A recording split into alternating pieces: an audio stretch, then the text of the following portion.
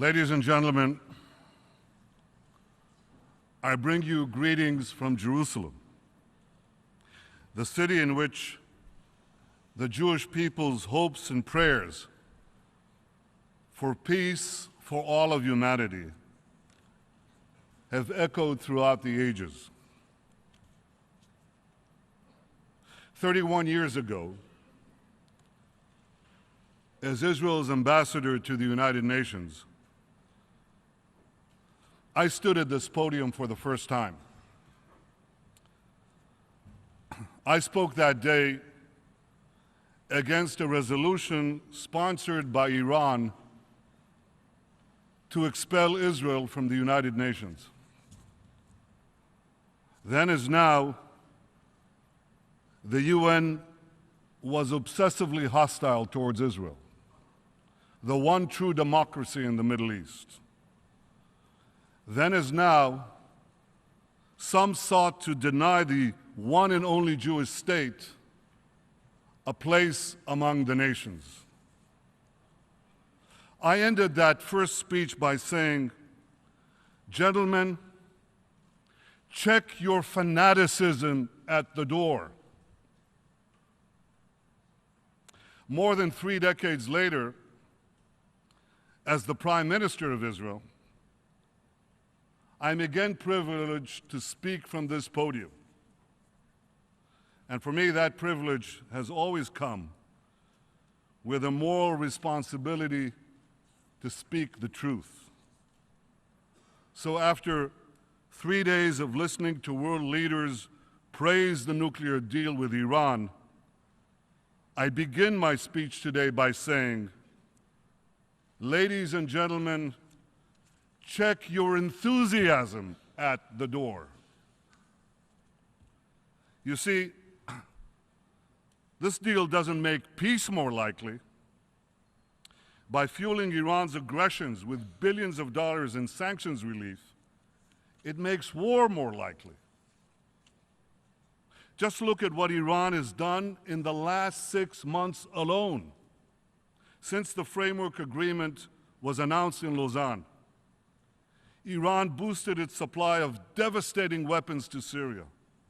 Iran sent more soldiers of its Revolutionary Guard into Syria. Iran sent thousands of Afghani and Pakistani Shiite fighters to Syria. Iran did all this to prop up Assad's brutal regime. Iran also shipped tons of weapons and ammunition to the Houthi rebels in Yemen, including another shipment just 2 days ago. Iran threatened to topple Jordan. Iran's proxy, Hezbollah, smuggled into Lebanon SA-22 missiles to down our planes and Yahoun cruise missiles to sink our ships. Iran supplied Hezbollah with precision-guided surface-to-surface missiles and attack drones so it can accurately hit any target in Israel. Iran aided Hamas and Islamic Jihad in building armed drones in Gaza. Iran also made clear its plans to open 2 new terror fronts against Israel, promising to arm Palestinians in the West Bank and sending its Revolutionary Guard generals to the Golan Heights, from which its operatives recently fired rockets on northern Israel. Israel will continue to respond forcefully to any attacks against it from Syria.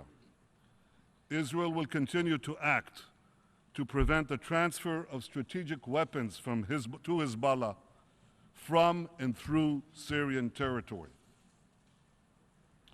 Every few weeks, Iran and Hezbollah set up new terror cells in cities throughout the world. 3 such cells were recently uncovered in Kuwait, Jordan, and Cyprus.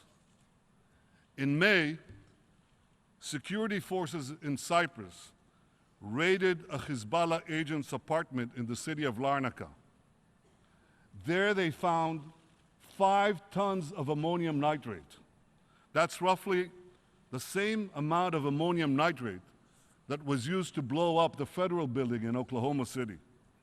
And that's just in one apartment, in one city, in one country. But Iran is setting up dozens of terror cells like this around the world. Ladies and gentlemen, they're setting up those terror cells in this hemisphere too. I repeat, Iran's been doing all of this, everything that I've just described, just in the last 6 months, when it was trying to convince the world to remove the sanctions. Now just imagine what Iran will do after those sanctions are lifted. Unleashed and unmuzzled, Iran will go on the prowl, devouring more and more prey. In the wake of the nuclear deal, Iran is spending billions of dollars on weapons and satellites. You think Iran is doing that to advance peace? You think hundreds of billions of dollars in sanctions relief and fat contracts will turn this rapacious tiger into a kitten? If you do, you should think again.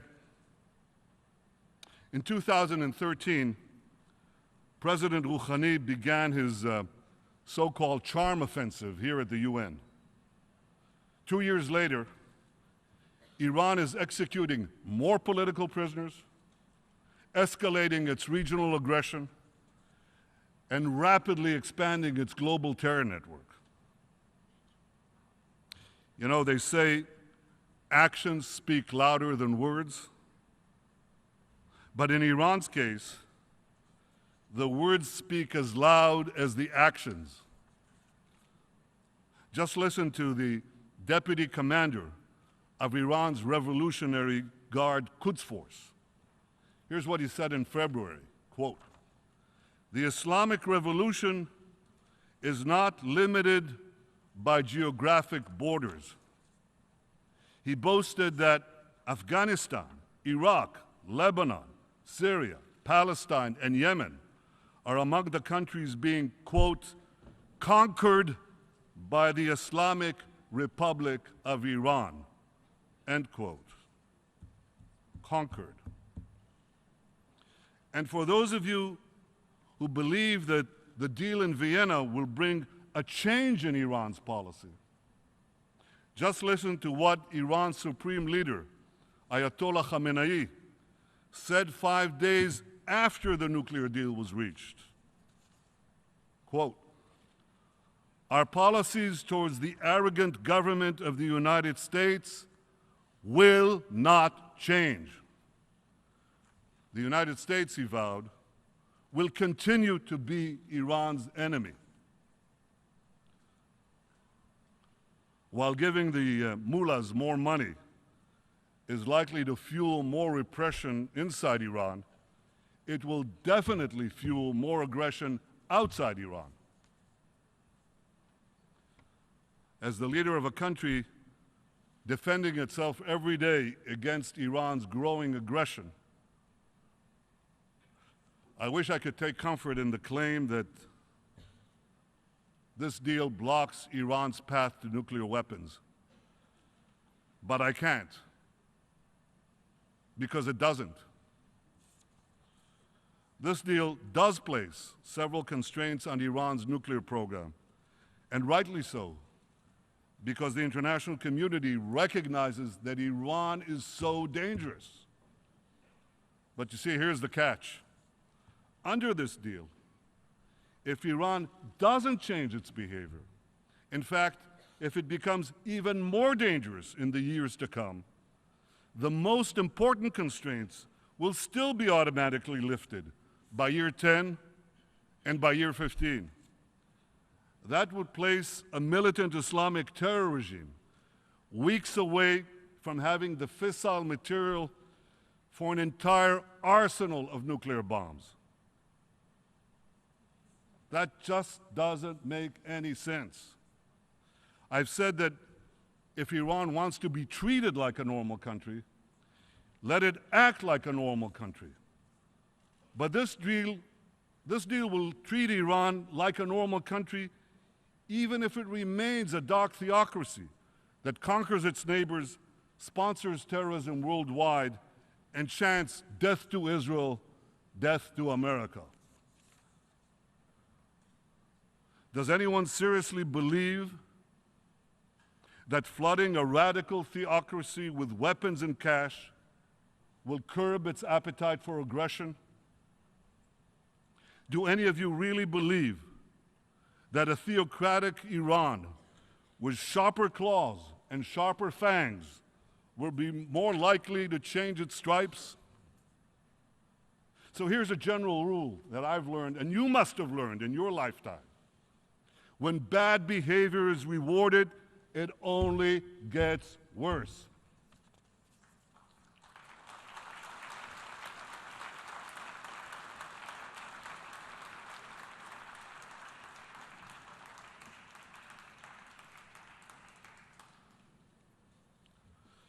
Ladies and gentlemen, I've long said that the greatest danger facing our world is the coupling of militant Islam with nuclear weapons. And I'm gravely concerned that the nuclear deal with Iran will prove to be the marriage certificate of that unholy union. I know that some well-intentioned people sincerely believe that this deal is the best way to block Iran's path to the bomb.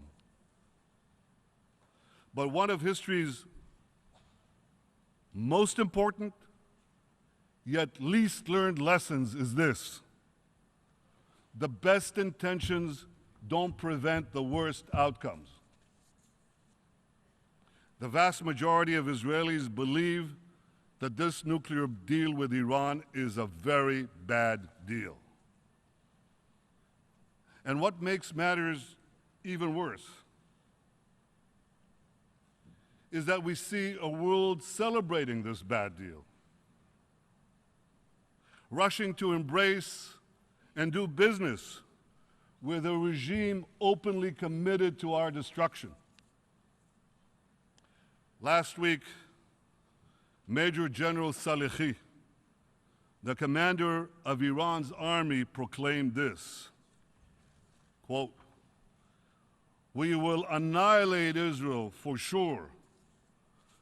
We are glad that we are in the forefront of executing the Supreme Leader's order to destroy Israel."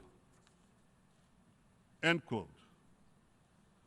And as for the Supreme Leader himself, a few days after the nuclear deal was announced, he released his latest book.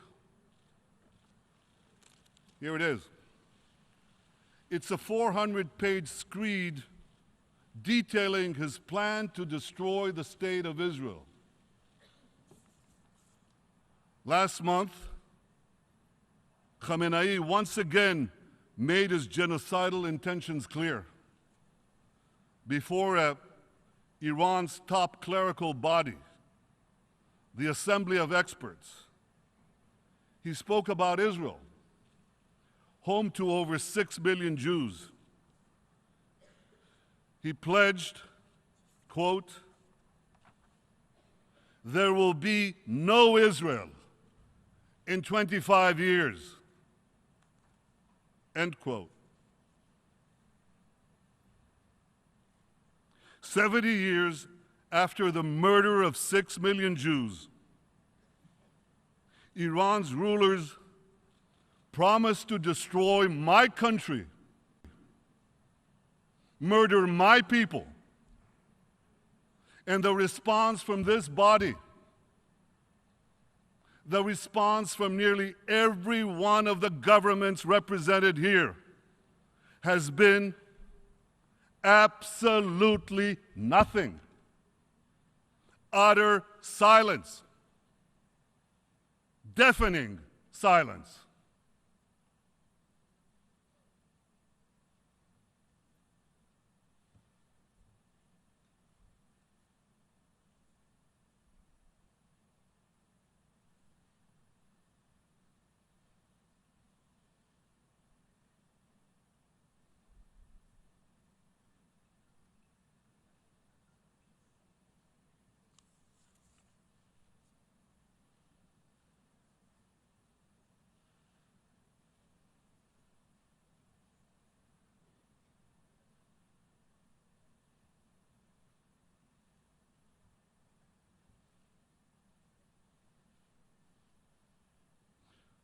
Perhaps you can now understand why Israel is not joining you in celebrating this deal. If Iran's rulers were working to destroy your countries, perhaps you'd be less enthusiastic about the deal. If Iran's terror proxies were firing thousands of rockets at your cities, perhaps you'd be more measured in your praise.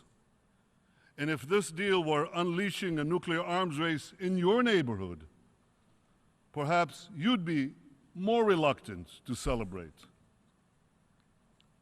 But don't think that Iran is only a danger to Israel.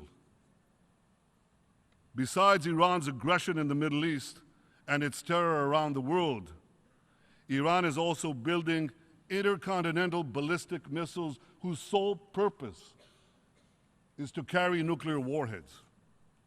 Now remember this, Iran already has missiles that can reach Israel. So those intercontinental ballistic missiles that Iran is building, they're not meant for us. They're meant for you, for Europe, for America, for raining down mass destruction anytime, anywhere. Ladies and gentlemen,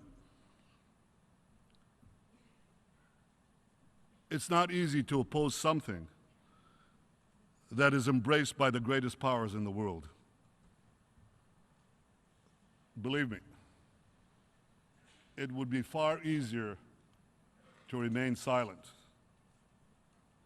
But throughout our history, the Jewish people have learned the heavy price of silence.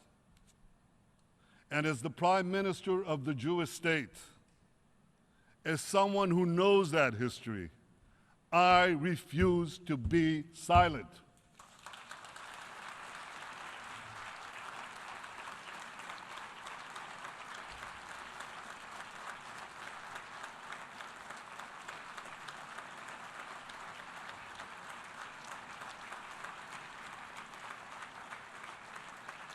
I'll say it again. The days when the Jewish people remained passive in the face of genocidal enemies, those days are over.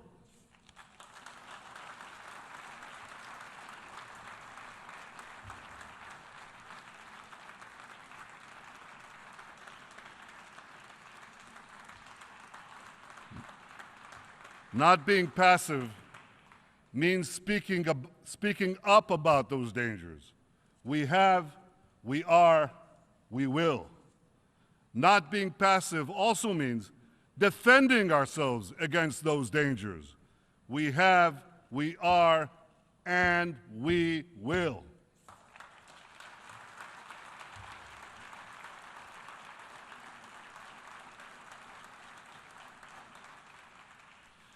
Israel will not allow Iran to break in, to sneak in, or to walk into the nuclear weapons club.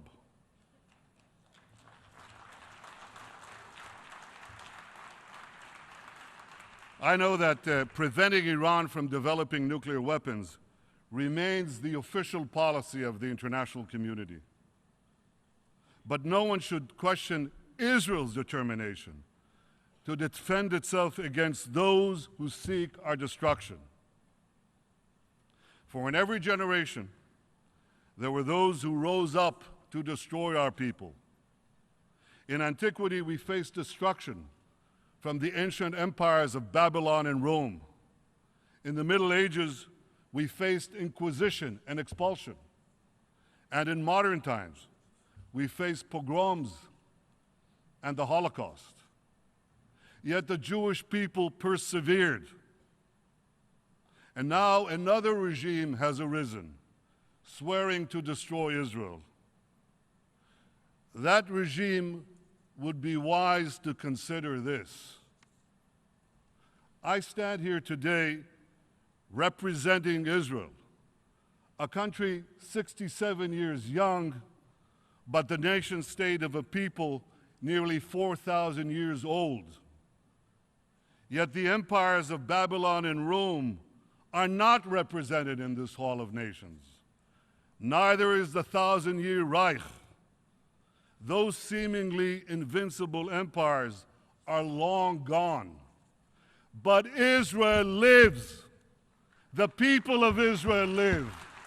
Am Yisrael Chai.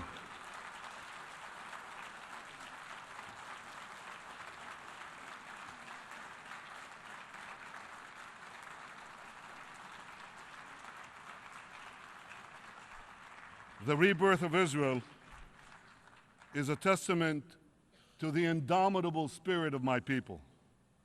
For 100 generations, the Jewish people dreamed of returning to the land of Israel.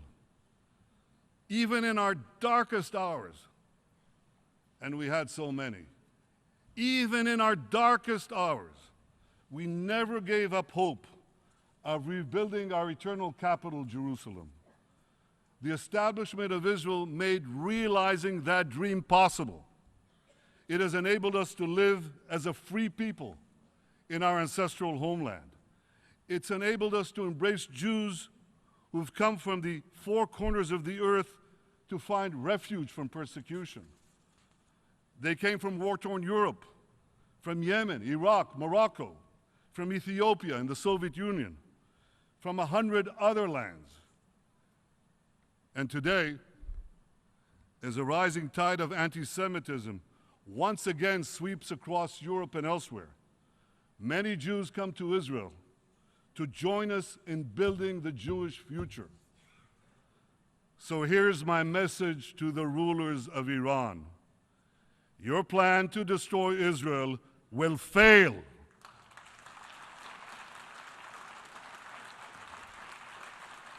Israel will not permit any force on earth to threaten its future. And here's my message to all the countries represented here.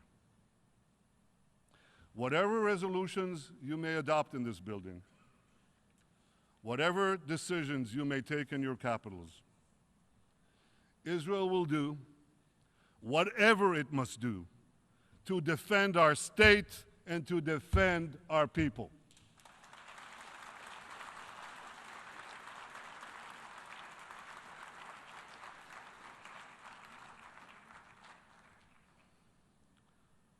Distinguished delegates, as this deal with Iran moves ahead, I hope you'll enforce it. How can I put this? With a little more rigor than you showed with the 6 Security Council resolutions that Iran has systematically violated and which now have been effectively discarded. Make sure that the inspectors actually inspect. Make sure that the snapback sanctions actually snap back. And make sure that Iran's violations aren't swept under the Persian rug.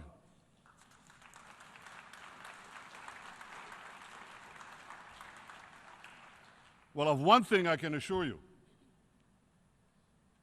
Israel will be watching closely.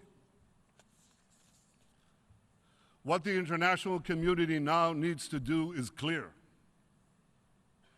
First, make Iran comply with all its nuclear obligations. Keep Iran's feet to the fire.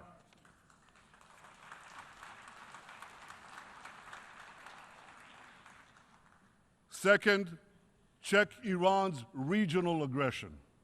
Support and strengthen those fighting Iran's aggression, beginning with Israel. Third, use sanctions and all the tools available to you to tear down Iran's global terror network.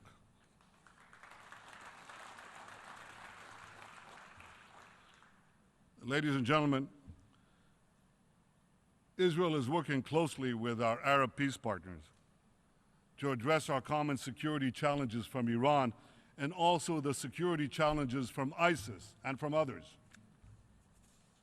We're also working with other states in the Middle East. as well as countries in Africa, in Asia, and beyond.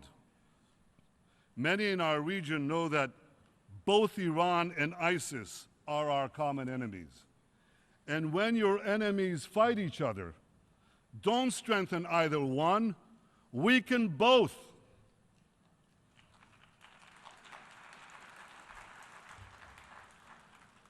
Common dangers are clearly bringing Israel and its Arab neighbors closer.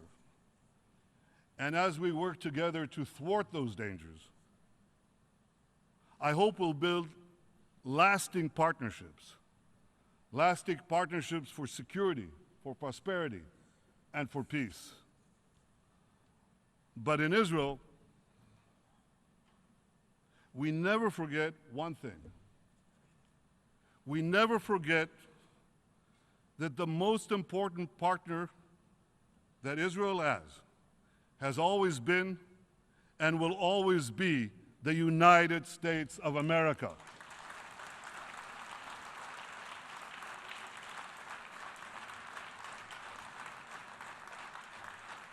The alliance between Israel and the United States is unshakable.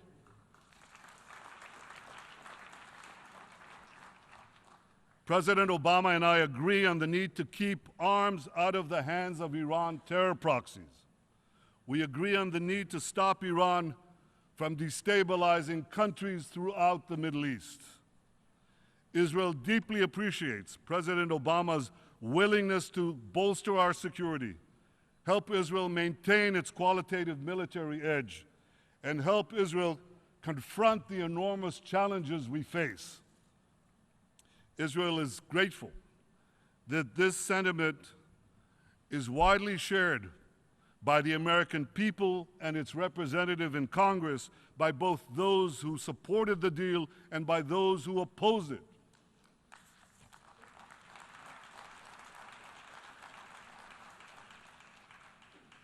President Obama and I have both said that our differences over the nuclear deal are a disagreement within the family. But we have no disagreement about the need to work together to secure our common future. And what a great future it could be. Israel is uniquely poised to seize the promise of the 21st century. Israel is a world leader in science and technology, in cyber, software, water, agriculture, medicine, biotechnology, and so many other fields that are being revolutionized by Israeli ingenuity and Israeli innovation. Israel is the innovation nation.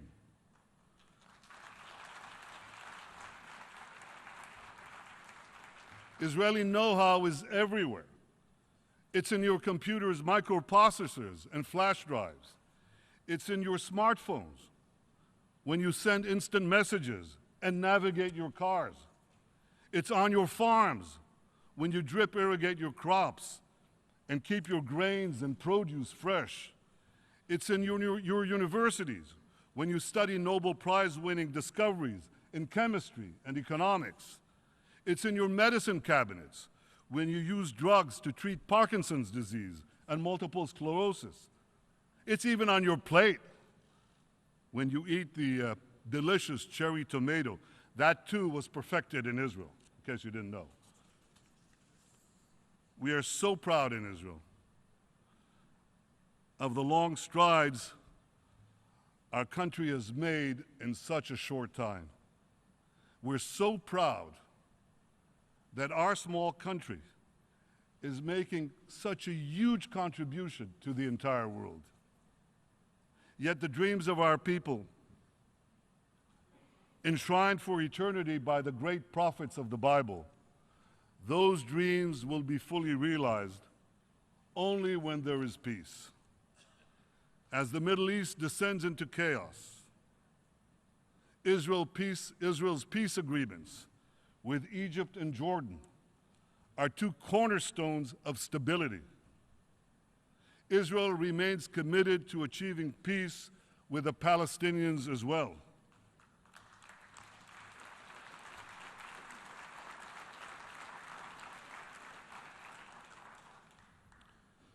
Israelis know the price of war. I know the price of war. I was nearly killed in battle. I lost many friends. I lost my beloved brother Yoni. Those who know the price of war can best appreciate what the blessings of peace would mean for ourselves, our children, our grandchildren. I am prepared to immediately resume direct peace negotiations with the Palestinian Authority without any preconditions whatsoever.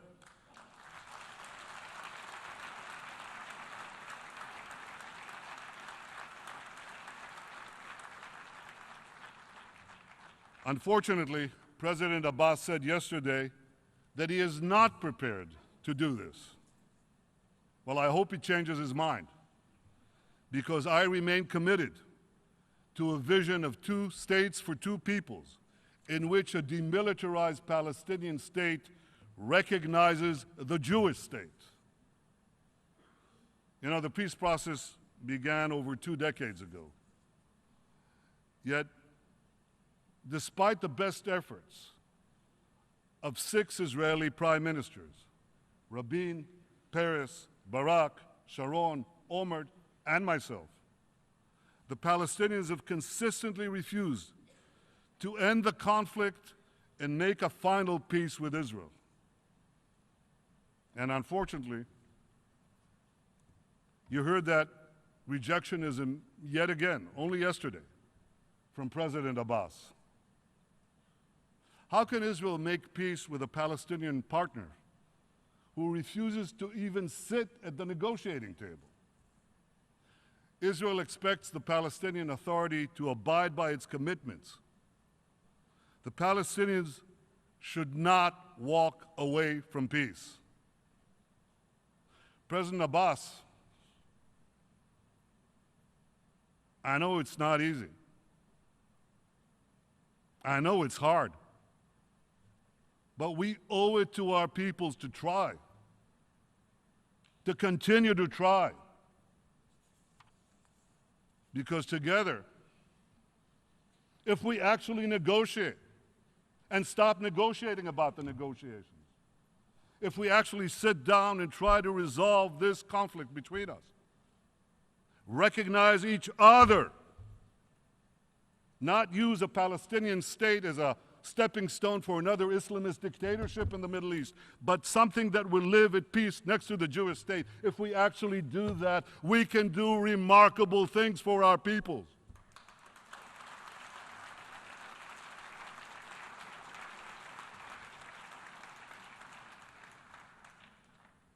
The UN can help advance peace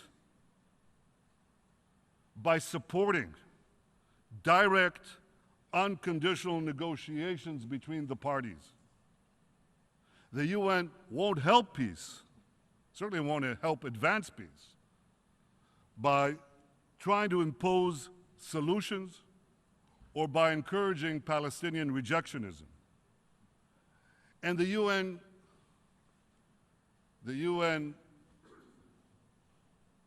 distinguished delegates should do one more thing.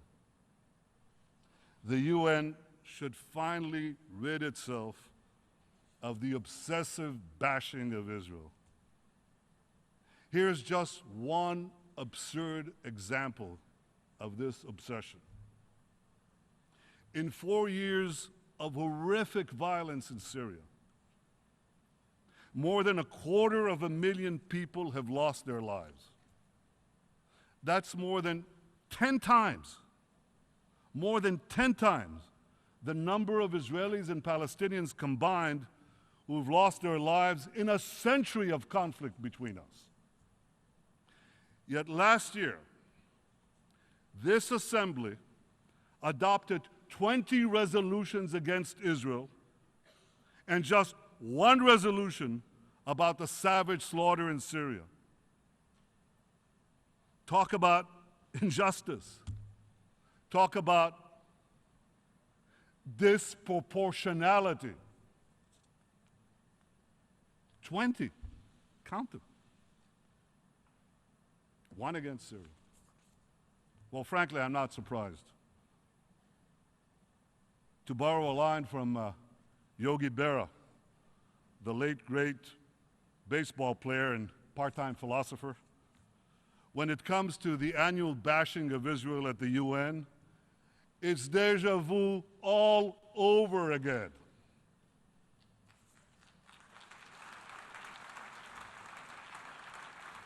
Enough. 31 years after I stood here for the first time, I'm still asking, when will the UN finally check its anti-Israel fanaticism at the door? When will the UN finally stop slandering Israel as a threat to peace and actually start helping Israel advance peace? And the same question should be posed to Palestinian leaders. When will you start working with Israel to advance peace and reconciliation and stop libeling Israel, stop inciting hatred and violence? President Abbas, here's a good place to begin. Stop spreading lies about Israel's alleged intentions on the Temple Mounts. Israel is fully committed to maintaining the status quo there. What President Abbas should be speaking out against are the actions of militant Islamists who are smuggling explosives into the Al-Aqsa Mosque and who are trying to prevent Jews and Christians from visiting the holy sites. That's the real threat to these sacred sites.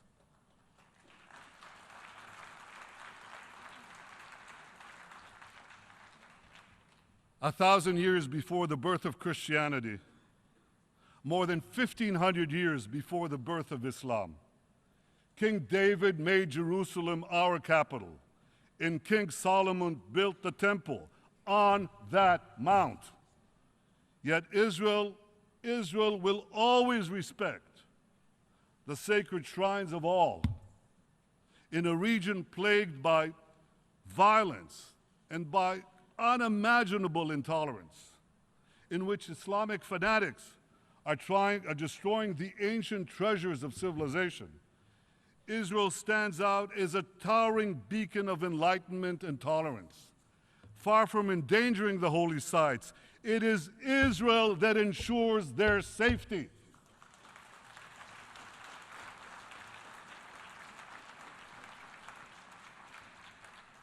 Because unlike the powers who have ruled Jerusalem in the past, Israel respects the holy sites and freedom of worship of all, Jews, Muslims, Christians, everyone.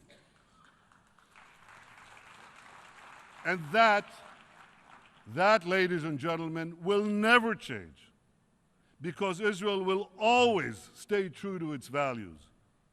These values are on display each and every day when Israel's feisty parliament vigorously debates every issue under the sun, when Israel's Chief Justice sits in her chair at our fiercely independent Supreme Court, when our Christian community continues to grow and thrive from year to year as Christian communities are decimated elsewhere in the Middle East, when a brilliant young Israeli Muslim student gives her valedictorian address at one of our finest universities, and when Israeli doctors and nurses from the Israeli military treat thousands of wounded from the killing fields of Syria and thousands more in the wake of natural disasters from Haiti to Nepal.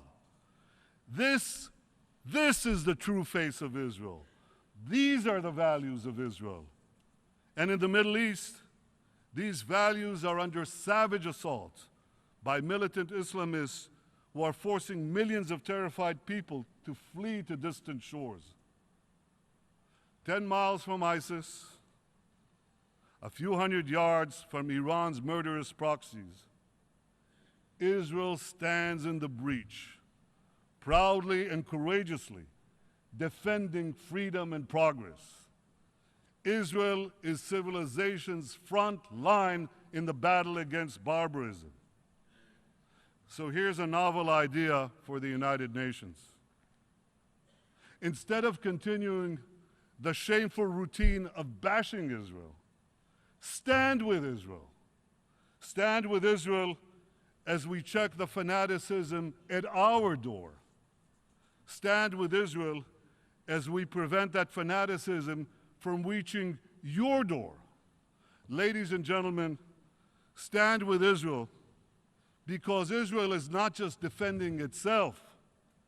More than ever, Israel is defending you.